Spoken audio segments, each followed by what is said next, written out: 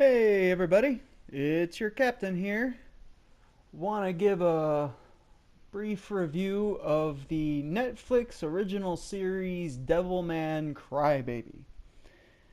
Now, let me start by saying I've never seen the original Devilman series at all. My only experience with Devilman was that crossover movie they did recently where it was Devilman versus Cyborg 009 or 007. I don't know. I saw it, I was like, hey, this is entertaining. And then, that was it. I had a passing interest in it. I thought that was pretty fun to watch, whatever. But we're not here to talk about that. We're here to talk about Crybaby. Because I binge watched all 10 episodes because I could not bring myself to stop. I will start off by saying I did enjoy it, despite it being one of the most depressing shows I've ever watched.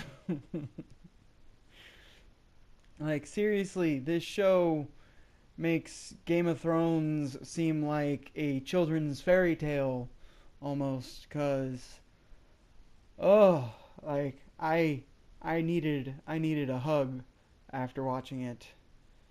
And, whew. Let me, with the, sorry. I will start with, or I'll start, whatever. The animation style for this show is definitely unique. There are times where it is vibrant and beautiful, and there are other times where it looks like it was drawn by a fifth grader, and that's being generous at those moments. So it's not the most well drawn anime out there, but it has its own unique style, and it that really like lends to it, makes it its own thing. So yeah. The story overall, excuse me. Oh God, I don't even know where to start. You start off with Akira and Rio, two childhood friends, that were raised. I don't. They never really go into detail about their childhood backgrounds, except that Rio was raised in foster care, but Akira had good parents. Whatever. But Rio is cold and emotionless. Akira is very, very much emotional. Cries all the time. Hence the term crybaby.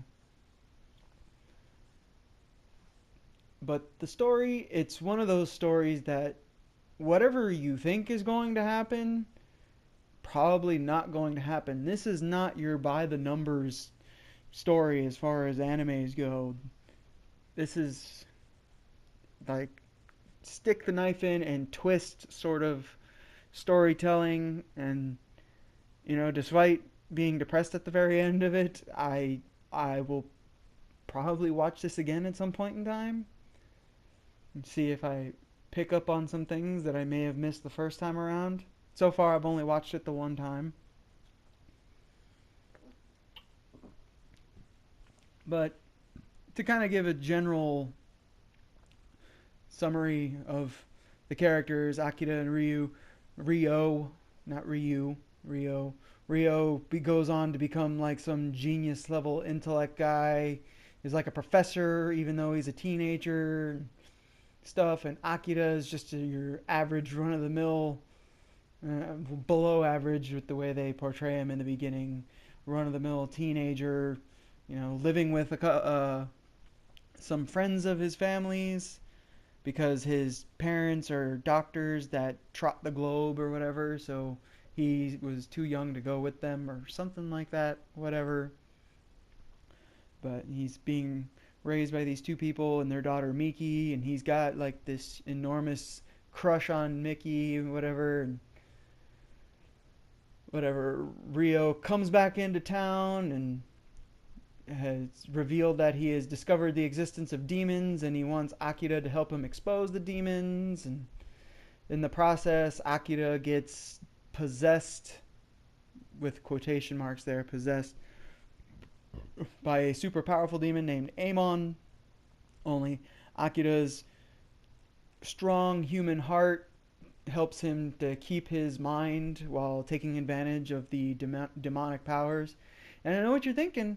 This sounds like another superhero type anime where teenage boy gets the powers and uses them for good and whatnot. And it looks like it goes that way, but then it turns around and becomes something completely different. And I don't want to give any spoilers away because the twist at the end, like it was one of those like I should have seen coming, but for some reason I didn't, or I had a suspicion, like I knew something was up, but then the reveal happens and it's like, oh, well, okay. So no spoilers, just know it's it's a good show. I can't really it I would call it well written because I was engaged the whole time. A lot of story arcs don't pay off in the way you're expecting, but they still pay off in a way. So between the anime style and the super engaging story, I challenge you to watch this and not just binge through it the whole first time through, because I just couldn't. I should have gone to bed like I was supposed to, but I couldn't stop myself. And I hope you guys experience the same thing because this is a damn good show, and I would like to see more stuff from the creators and minds behind this show. Whether it's a season 2 or entirely different anime series.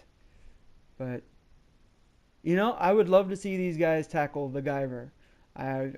Just because the synopsis is very similar, but with aliens and instead of demons and whatnot.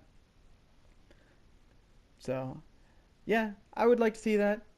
Probably not going to get it. Whatever. Anyways, check it out. I think it's a great show. Hope you guys like it. Let me know in the comments below.